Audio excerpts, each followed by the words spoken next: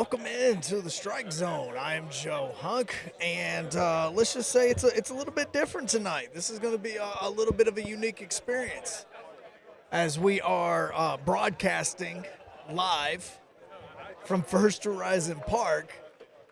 And when I say live, I mean like literally the Nashville Sounds just won Game 1 of their doubleheader here at First Horizon Park. See? Voice guy even said it. Sounds just won 7-1, and what was oddly enough, Cedric Mullins was the last out of the ball game for the Norfolk Tides. But now if you're hopping in for the very first time and you're wondering what on earth is going on, every single Thursday night we broadcast live from First Horizon Park. If the Sounds are in town, we broadcast during the baseball game, which is exactly what we're doing right now. If the Sounds are on the road, then the Sounds are nice enough to throw me up in one of the suites, and we just kind of chill out for a little bit, and we talk a little bit of baseball from one of the suites every single Thursday night. But as everybody gets going and gets into the chat, I see people are already throwing those comments in. Tiffany, good evening to you. Steven, good evening to you. My setup tonight, if you are watching Zone TV on 104.5 The Zone's social media feeds, whether it's Twitter, Twitch, YouTube, Facebook, or wherever you may be watching, a little bit different because I am actually, I want to say beside the baseball field, and I'm not exaggerating to this. Like, I have an amazing view of the field. And in fact, the other night, when we were talking about Father's Day, and we were doing the Father's Day giveaway and the VIP packages, and we were teaming up with Third and Home and the Nashville Sounds, directly behind me, like right there, is exactly where we stood and hung out at Third and Home during the Sounds game against the Gwinnett Stripers Sunday afternoon. It felt amazing. Tonight feels amazing. It's in the 70s. The sun is already behind the stadium, so you've got a shadow all the way around the baseball field. The bandbox is packed, and this night is going to continue on because normally when we get going, the game's probably in the second or third inning, but tonight, because of the doubleheader, the Sounds started at 5:30, and they just wrapped up Game 1 as we were going on the air. And so Game 2 is going to be starting here in about 30 to 45 minutes if you want to hop in on it, as it is Pride Night here at First Horizon Park. It is also Throwback Thursday at First Horizon Park. So you can come down and see the Sounds play their 1978 uniforms, which I absolutely love. And speaking of uniforms, before we get going, because I know that right now we are kind of going and we're talking a little bit about the College World Series, which is kind of odd because Tennessee is out of it. And LSU and Wake Forest are playing as we speak. But I was telling you about the 1978 jerseys. The Nashville Sounds are also doing something right now, and it is going to wrap up tomorrow around 8 o'clock. And you need to get in on this if you want to help the victims of the Covenant School shooting that took place a few months ago. The Nashville Sounds last Thursday night while we were here were wearing special 615 jerseys because it was June 15th. But the special 615 jerseys were to also help benefit the Victims First Foundation, which does help the folks at Covenant School and the victims of what's happening. The way that this is working is right now, if you go to the Nashville Sounds website, you can actually bid on the jerseys that the Nashville Sounds were wearing last night. Now, you can bid on a jersey like you will be seeing somebody like a Bryce Terrain jersey right now. The bid is up to around $230, $240. If you are looking for another jersey, I've seen some jerseys that are around the $100, $130 mark. What's great about them is that the jerseys don't have names on them. They just have the numbers. So you can find the number that you want, and it'll tell you which player is wearing that jersey. So for me, as you know, when I played college and all the way through high school and everything else, I was always number 27. And yes, there's a Sounds pitcher that rocks number 27, but that jersey you can buy right now, and you can bid on it, and these bids are going to be up at about 8 o'clock tomorrow night. So make sure that you go to the Nashville Sounds website, and you can do that. You can also go to my Twitter feed at Joe Hunk, and you can see the link there for the jerseys that helped the Covenant School shooting victim. So that being said, welcome in. Now, it's kind of crazy because I'm going to have people walking behind me and all of that, because when I said I'm directly beside the field right now, section 105 is directly in front of me, and the field is right down there. So I've got an amazing view of everything that's happening tonight, but we've got everybody and all that behind us. So the College World Series going on as we speak right now in Omaha. No, Tennessee is not in it. Yes, that kind of sucks. I thought that they would get past LSU. I thought that they would get to the part where they played Wake Forest, but that's currently not taking place. At the moment, the game's in the bottom of the 7th inning. It is 0-0 in the bottom of the 7th inning. I personally have had Wake Forest in this one the entire time. I have Wake Forest winning the entire national championship. And before you hop on and say, well, they're the number one team, that's really not anything special. If you've been paying attention to the College World Series and the history of the College World Series, the number one team in the tournament has not won the College World Series since they went to this format in 1999, and that was Miami, and nobody has won it since when they've went into the tournament ranked the number one team in the NCAA tournament. Right now, Rhett Lauder has pitched 6 full innings. He's already got 4 strikeouts.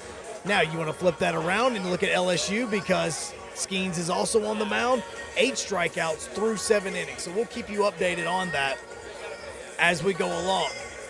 We got somebody in the chat right now that is answering the question that we asked to start the show. LSU or Wake Forest? Bobby says, let's go Wake. Just no to LSU. No. No to Florida, if not Tennessee, no SEC. Well, you've got Florida. They're at least going to be in the College World Series finals.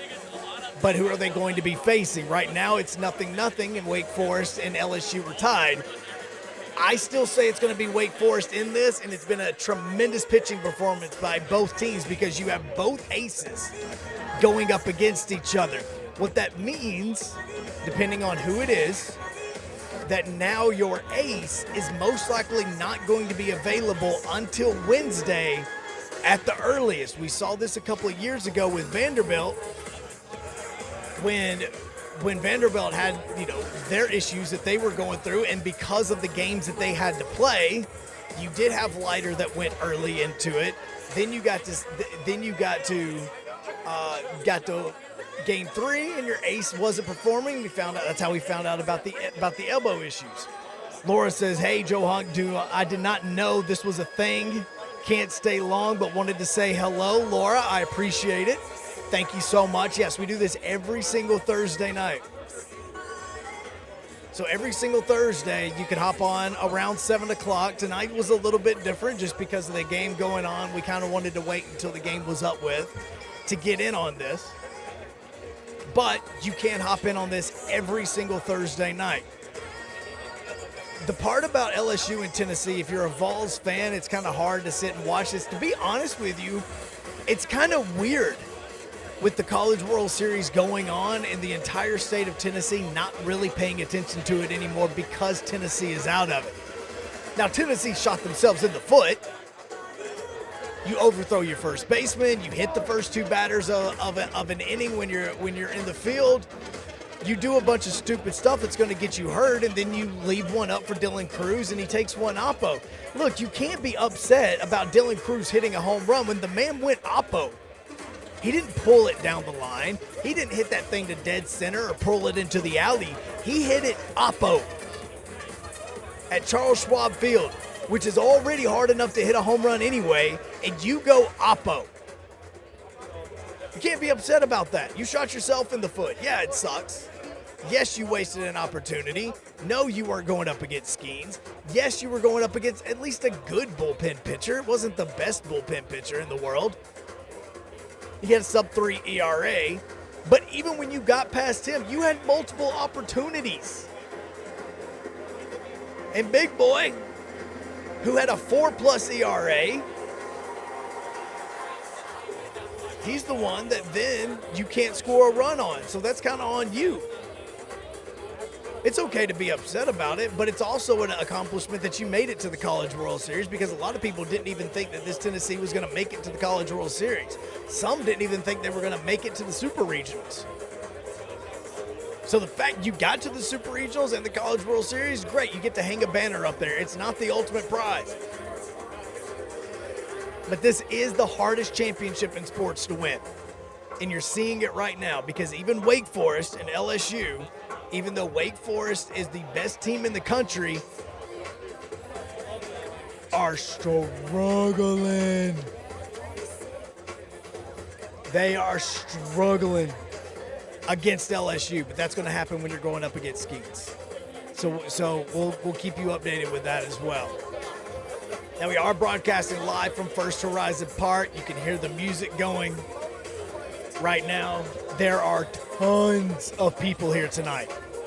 Okay, and I want to congratulate the Nashville Sounds, because normally what happens is they kind of put me in a section of the stadium where they don't have many fans, or where there's a section that's available for a little bit.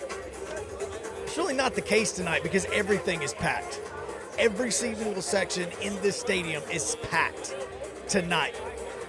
So when we always talk about the Nashville Sounds being number one in attendance, this is what I'm talking about. This is the second Thursday in a row where the stadium has been absolutely slammed with fans. So make sure that you're coming down to First Horizon Park. I saw somebody earlier in the chat that also said that they were going to hop in and that they may roll up here and they may say hello. Bro, I told you exactly where I'm at. Directly behind section 105. When I mean directly behind me, I mean there's a seat right there, right where I'm sitting right now. I'm staring at left field as we speak. So you can come on by. The thing about First Horizon Park kind of plays into something that we wanted to talk about tonight, because if you missed it last week, Major League Baseball announced that they're going to do something really cool in 2024. Now, you remember the Field of Dreams game that took place in Iowa at the Field of Dreams site, and it was a really kind of cool experience to be able to say that you played a game at the cornfield. It was kind of an awesome experience. But did baseball actually stumble on something just a little while ago that they didn't really intend on doing? Also, I cannot going to just let you know right now, I am not responsible for any verbiage that you're going to hear surrounding me right now, because I am surrounded by people. And I have no clue what some of these guys are going to be screaming. So thank God this thing is on Zone TV and that we're not on 104.5 The Zone, because I would be panicking like I am when Pac-Man comes on, or Tierre Tart, or any other football player that has hopped on with us and has decided to cuss. Or Don Davenport, who I think wanted to cuss me out a little while ago because I was trying to get on the golf team. Don't know which one it was. But what we're talking about is the baseball classic, the event that's taking place at Rickwood Field. And as we tweet the question out, because I want to get your reaction on this about Major League Baseball growing the sport, and that's kind of what we're going to be talking about tonight.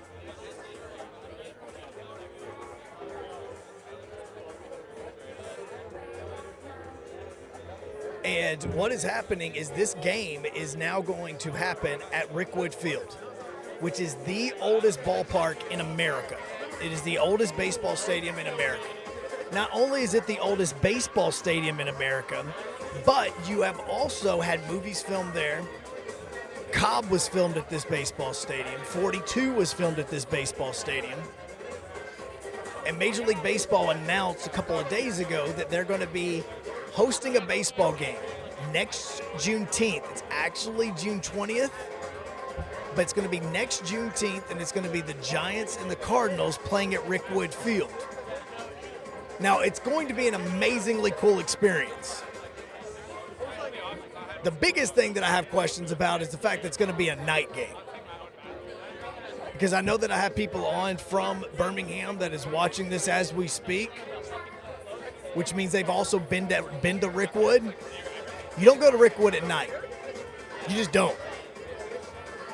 Rickwood is in a horrific part of town when it comes to Birmingham. Horrible. Like first 48 bad. I'm not exaggerating, not trying to be funny, not trying to say anything that people in Birmingham do not know themselves. Trust me, I lived there for about half a decade.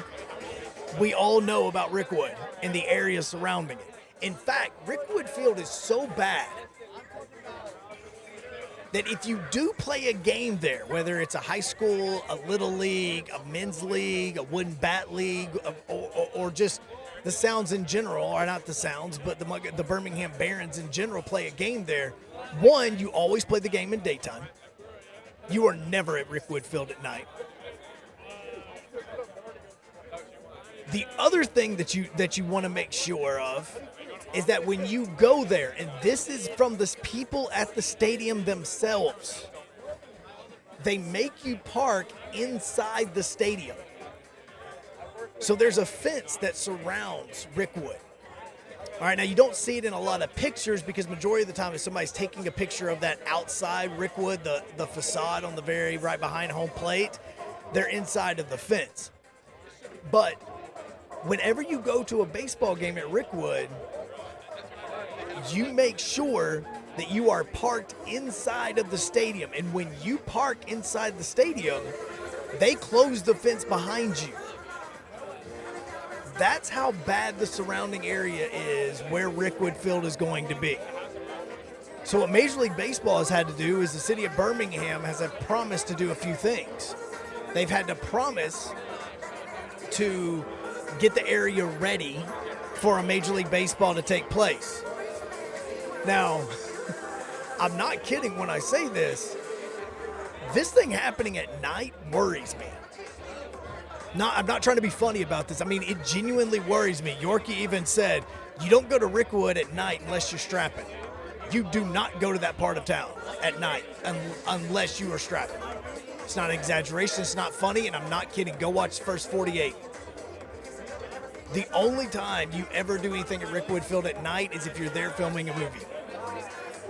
The other thing is, I don't know where everybody at Rickwood Field is going to park.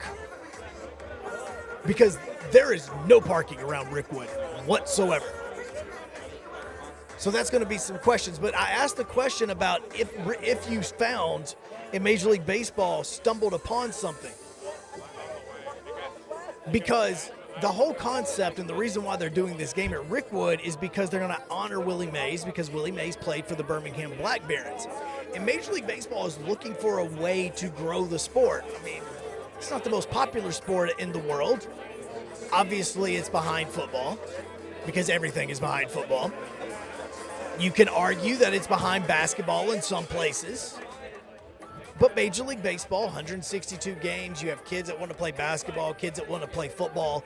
Heck, you're not even getting full rights to go to college to play baseball, but you do to play basketball, you do to play soccer, you do to play football. So you can understand why kids grow up and they want to play these sports. It'll help them get a free education. So that's all happening.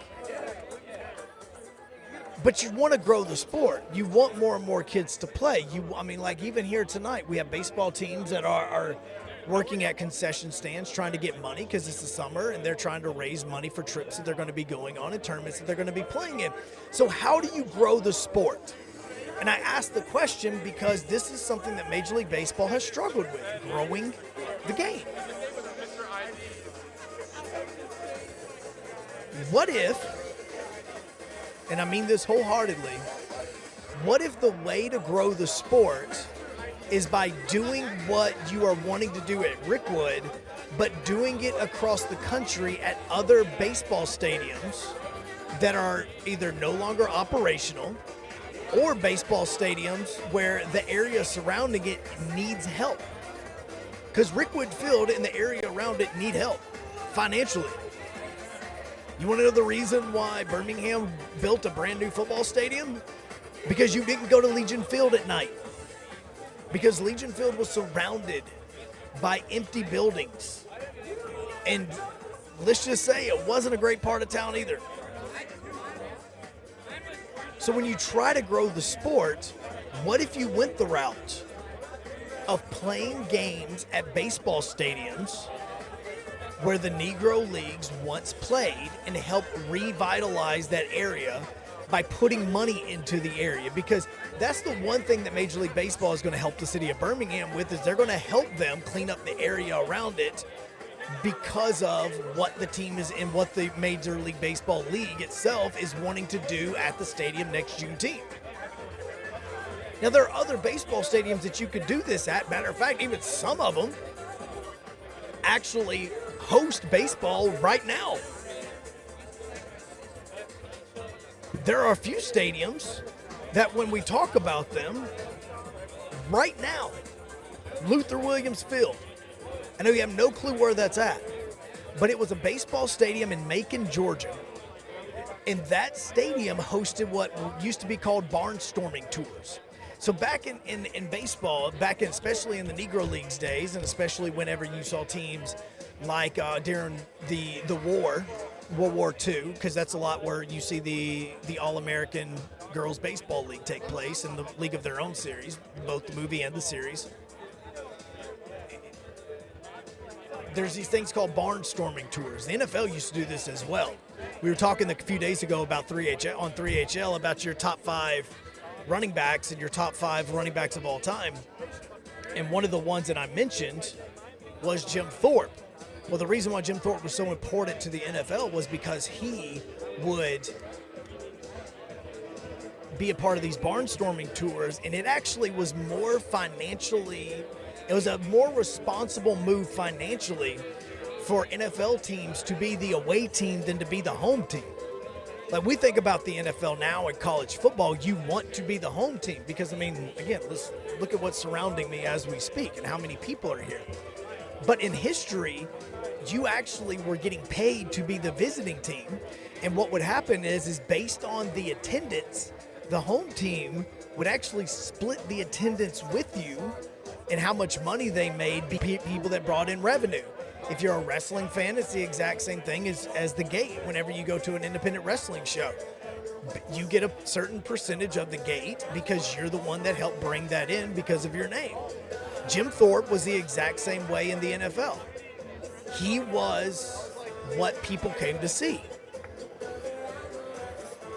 And so barnstorming tours were the exact same way in baseball. So you would have a barnstorming tour, and there'd be like a touring Negro League team or anything like that. And those teams would play somewhere like Macon, Georgia. They also played over at Ingalls Stadium in Chattanooga as well. And so now there's a team that plays there that's called the Macon Bacon. It's like a wooden bat league. It's an independent baseball league, but the stadium is still in use. There's a lot of history in Macon when it does come to this, so why not use that? Ingalls Stadium is another one.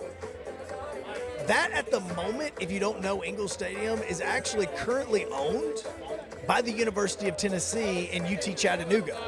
They own Ingalls Stadium. They own the property. Ingalls Stadium was also another movie that was used, or another stadium that was used in 42. I played in that stadium multiple times when it was still being used for a baseball stadium, and now it's just kind of there. Apparently Chattanooga for a period of time has tried to renovate it, tried to clean it up, tried to make it into something that they could use for baseball games, and it's just never really done it. It just hasn't. But those are the types of places that you could potentially use. Rickwood is an amazing start. Grayson Stadium.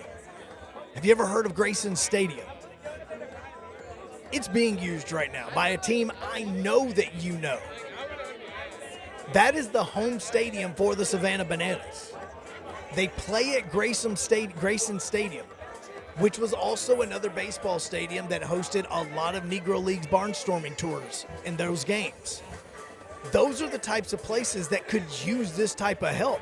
And heck, those stadiums are actually ready to go right now. The cool thing about a lot of these stadiums that are still here, there are only 12 Negro League stadiums that are still standing. And I think that a lot of times now, especially with Major League Baseball and what they're trying to do, and they're trying to integrate Negro League records, and obviously if you play MLB The Show, they have a ton of former Negro League players that are now on MLB The Show because of the history, and you actually get to play a lot of those stadiums. Yes, one of the stadiums that you get to play on MLB The Show, because the Chicago American, I want to say the American Giants, I believe was the name of the team. they did play there was Kaminsky. Well, that Kaminsky's no longer there. So playing at the White Sox Kaminsky, that's not really something you could do. First Horizon Park, we talk about that. Sulphur Dale, that was the home to many Negro League teams: the Nashville Stars, the Nashville Cubs, the Nashville Vols, the Elite Giants. Like, all those teams were here. The coolest one, though, and I think that this is a stadium that obviously you could never play a baseball game at anymore, but one where a lot of Negro League games took place, was Busch Stadium. Now, not the Busch Stadium in St. Louis, but this was the Busch Stadium that was in Indianapolis. It's kind of still there. It was the home of the Indianapolis Clowns. And what happened is there was a period of time where Busch Stadium, they thought about turning it into like a racetrack. Now, that eventually didn't take place, but what they did is something extremely cool, like even cooler than turning it into a racetrack. They have turned Busch Stadium into an apartment complex, and into an apartment complex that has lofts and everything else. And so if you look up Busch Stadium in Indianapolis, where the stands were, kind of like what's directly in front of me right now and around First Horizon Park, they have taken the stands and they have turned that into condominiums and apartments and lofts. And so an aerial view, it still looks like the baseball stadium because the infield is still there, very similar to what you see whenever you go to Atlanta, if you go to Fulton County Stadium, where it once was, and there's an outline of the infield. Well, the infield's not really there. It's concrete. But what's happened is they turned the outfield and they kept it grass to make a park. The infield is still there, which it has grass around it. But that was a place that not just the Indianapolis Clowns played at, but there's a movie that I know that you've seen, if you're a baseball fan, that it was filmed there. And that movie was 8 Men Out. 8 Men Out was filmed at Busch Stadium, the entire thing. When they would dress it up for the away games whenever they were supposed to be playing in Cincinnati, and they would change it back to look differently whenever they were playing, quote unquote, at Kaminsky. But Busch Stadium was used for every single home game or every single game inside of 8 Men Out. So I think the part about this is like, if you're wanting to go to these venues, especially the ones that have hosted movies and have the connections to the Negro Leagues, that is a potential way of growing the sport that I don't think Major League Baseball meant to stumble on, but they could absolutely do it. Because there are a lot of kids that don't care about baseball because a lot of baseball history, Major League Baseball's turned their back on. I mentioned Macon, Georgia, and where the Macon Bacon play right now, there have been a ton of stuff that's been filmed there. 42 was filmed there because 42, what they did with that movie is they tried to actually film it in all the different stadiums so that you just didn't have the same look over and over and over again. But there was another movie, Trouble with the Curve. It was filmed there. There was a movie back in the 50s or 60s called Bingo Long and All-Stars and the Motor Kings or something that was filmed there. But the most recent thing that was filmed there was a show that was only on for a few seasons, but it was absolutely tremendous. If you want to go look it up, you want to find it, it was on IFC. It's called Brockmire. The very first season of Brockmire was filmed in Macon, Georgia, at this Luther Williams Field in Macon. That'd be a great place to be able to grow the game and be able to get back into the history of the sport. So I think that these are some of the places and some of the things that Major League Baseball really does need to look at when it comes to a potential of growing the game. Now, I'm getting an update as we speak about what's happening right now in Omaha. It's still tied at 0, middle of the 8th inning, going into the bottom of the 8th for LSU. Still 0-0. Brett Lauder is still on the mound for Wake Forest. Skeens is still on the mound for LSU. It is an amazing baseball game. And we're about to get going here in just a few minutes with Game 2 of the Sounds and the Tides. If you have not made it out to First Horizon Park just yet, you still have a few more days to do, though, Friday, Saturday, and Sunday. Cedric Mullins is playing right now. Matter of fact, I believe he's going to be batting leadoff here in just a few minutes. Ryan Mountcastle of the Orioles is going to be batting second. Both of them are on rehab stints. Bryce Terang is mashing right now for the Nashville Sounds. I'm telling Milwaukee, I don't know why you haven't brought the man back up. The man is killing it down here in AAA, and he needs to get the call up. I do want to say a couple things before we wrap up. John Singleton, wherever you go, bro. He was just released by the Milwaukee Brewers because he was out of options to go back to the minor leagues. He made it through waivers. He's now a free agent. Man, if you come back to Nashville, that would be amazing. If not, good luck to you. But I want to wrap up. Before we wrap up the Strike Zone tonight, I do want to say one thing to a buddy of mine that a lot of people that I do know back in Alabama know of. His name is Chris Adams-Wall. And if you don't know who Chris Adams-Wall is, I've talked about my history of working with the Tampa Bay Rays and working with the Montgomery Biscuits. Brian Adams-Wall was the play-by-play man for the Montgomery Biscuits for the longest time. He, in fact, replaced Joe Davis, who is now the person that replaced Vin Scully, and he is on Fox Sports. He does the Major League Baseball games. He does the World Series with John Smoltz. He is on the Fox National broadcasts all the times, but he's the voice of the LA Dodgers at times as well. And Joe Davis started out in Montgomery. He moved to LA and eventually became the play-by-play guy after Vin Scully stepped away. There was a period of time where Joe Davis was actually the one that was going on road games while Vin Scully was just doing the home games until he retired. But I wanted to say congratulations to him just because C.A. Dub is going to the big leagues. In fact, tonight is his very first night. And he is now hosting the pre- and post-game show for the Tampa Bay Rays. The man has been in minor league baseball for years. He done an amazing job for the Montgomery Biscuits.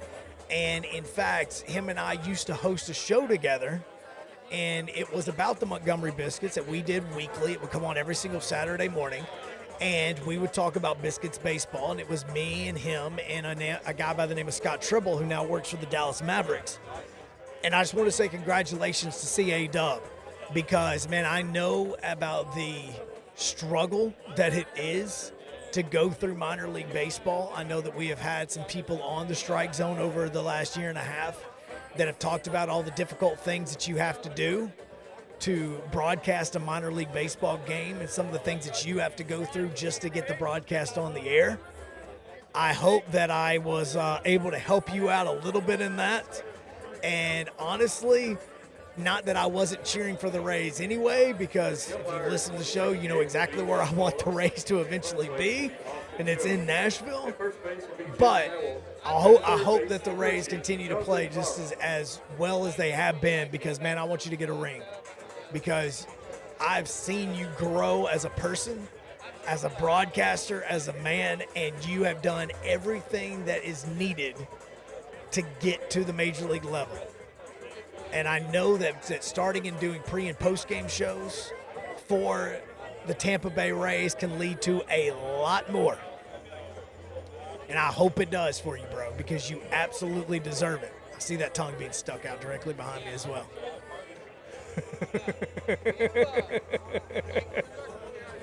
Oh, let's wrap up the Strike Zone tonight. Have an amazing night. Have a great Thursday. We will talk to you next Thursday night from First Horizon Park. And again, C.A. Dub, I'm proud of you, man. Congratulations. Enjoy your first night in the majors, bro. I hope to be seeing you soon, and I hope that you get that ring, bud. Have a great one. Enjoy the Sounds game. It's about to get started here in about 5 minutes. You can watch it on MLB TV, which if you don't know about, you get MLB TV. You go to the Brewers page, scroll down. Right there's the Nashville Sounds broadcast. You can listen to it right there as well as watch it on MLB.TV. Have a great night.